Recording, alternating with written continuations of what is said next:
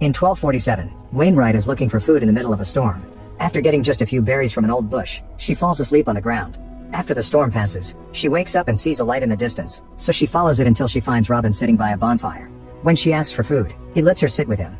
Wainwright realizes that this man is the legendary outlaw Robin Hood, protector of the weak. He's known for stealing from the rich and giving to the poor. However, Robin says the stories about him are all lies and he's nothing but a murderous brigand who killed and robbed for the joy of it.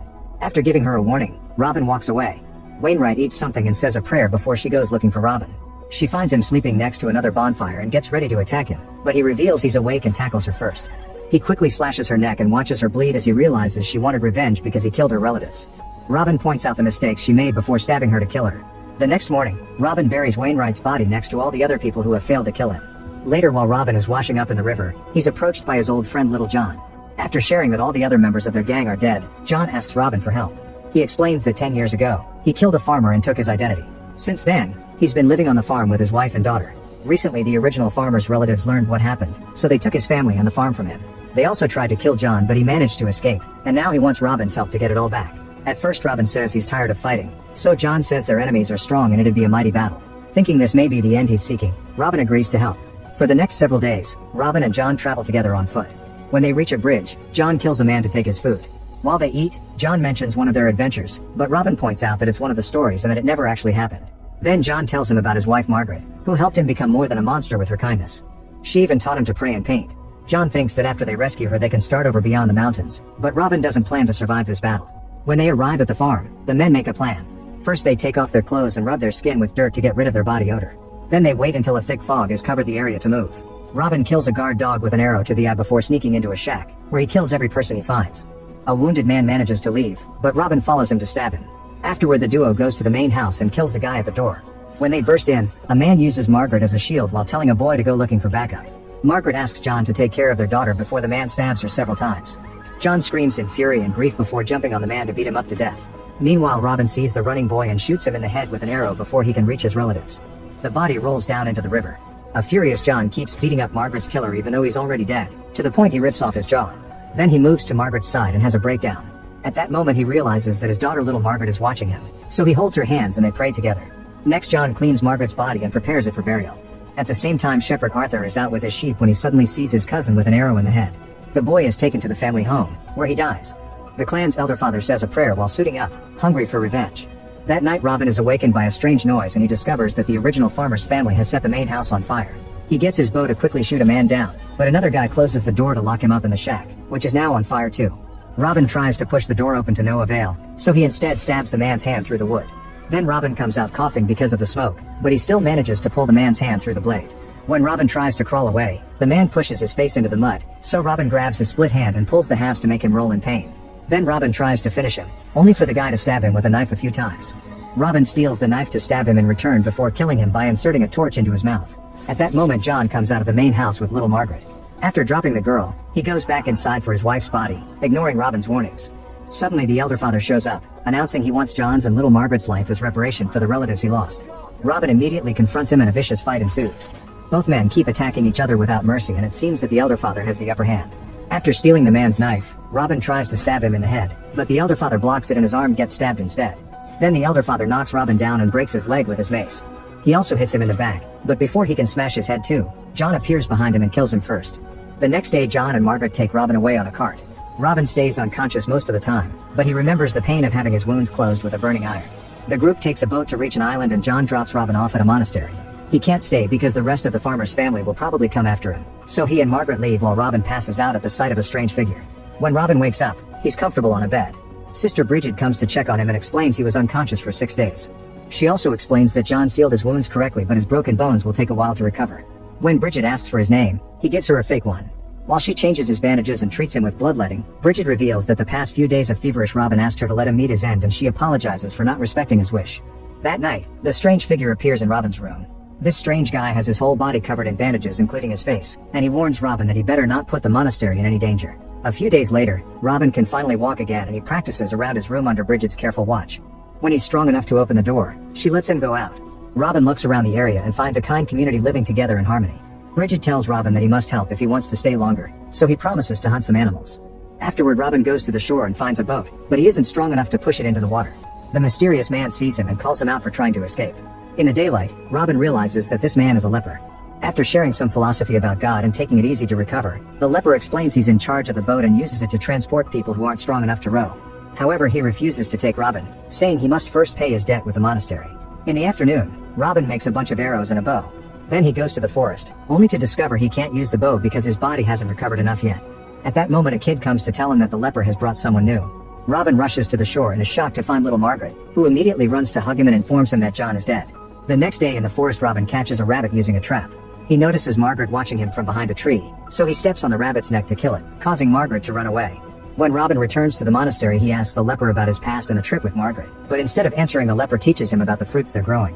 Later, Bridget changes Robin's bandages and tells him that Margaret won't sleep, eat, or speak. Robin shares the kid's name and that her parents are dead, but he doesn't give Bridget any details. She immediately can tell he's lying, but she still offers to pray for Margaret's parents. Robin gives her John's fake name and she recites a beautiful prayer in his memory. One afternoon, Robin hears some screaming and discovers a bleeding child while Margaret is running with a knife. Bridget tries to stop her, but Margaret is fast enough to escape. Now the whole community has to go looking for her. On the beach, Robin finds some footprints and follows them into a cave where Margaret is sleeping with the knife in her hand.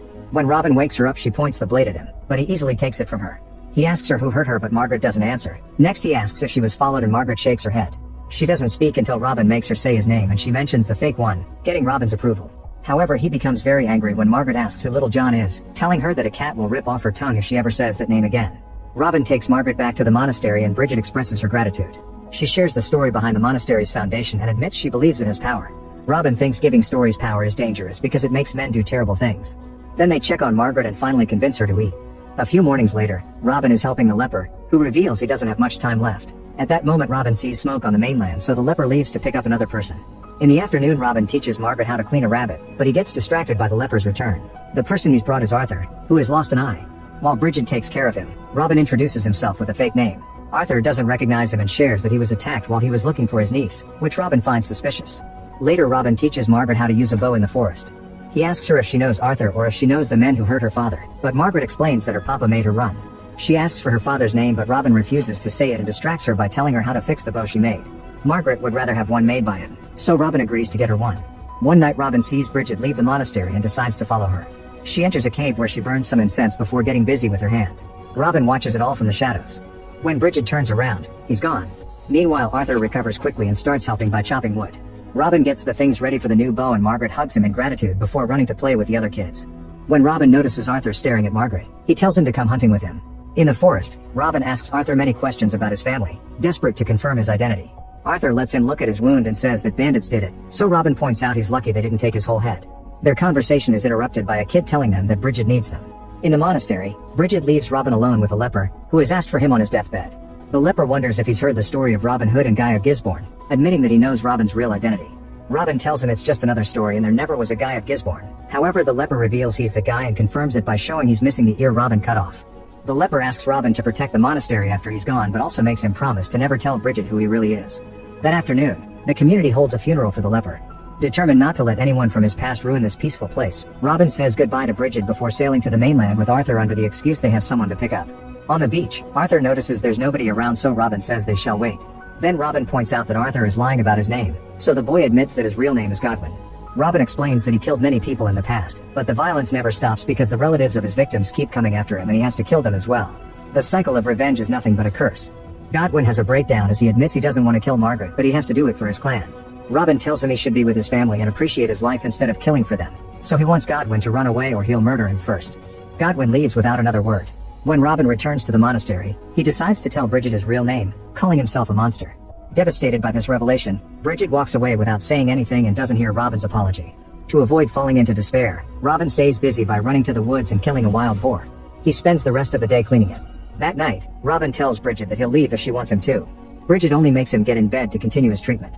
His arm bleeds into a pot and Bridget doesn't cover the wound, so Robin wonders if she's finally killing him. After some hesitation, Bridget bandages his arm and leaves. Later, Bridget paints everyone's faces so they can celebrate their food around the fire. However, she ends up returning to the room and reveals that it was Robin who killed her family. Her house was set on fire and her husband wrapped himself around her children, but they all died in the end. Drowning in guilt, Robin doesn't say anything. Then Bridget returns to the cave to have a breakdown in private. Meanwhile, Margaret tries to check on Robin, who won't speak or open the door to her. After he falls asleep, he dreams that John is in the room with him. John promises he'll rescue Robin and Margaret from the monastery before sharing stories about his wife. The dream ends when an arrow goes through John's head, and Robin sees himself shooting it. In the morning, Robin searches for Bridget and tells her he's ready to meet his end. Bridget points out that she owes this life of helping people to his crimes, which doesn't feel right. She's never killed anyone before and she's only supposed to help people, so Robin assures her that his death would equal helping him. They return to the room and Bridget starts the treatment, but this time she doesn't stop the bleeding. At that moment Robin sees Margaret at the door, so he tells her John's real name and shares the story of how they met on a bridge decades ago. When Bridget starts having second thoughts and tries to cover his arm, Robin stops her. Then he makes Margaret promise that she'll never tell anyone who her father is, otherwise revenge seekers will come for her. When Margaret comes closer, Robin gives her the brand new bow and guides her on how to use it. As Margaret shoots an arrow, Robin takes his last breath. Enjoying the videos? Don't forget to like, subscribe, and hit the bell icon so you never miss our next upload. Thanks for your support.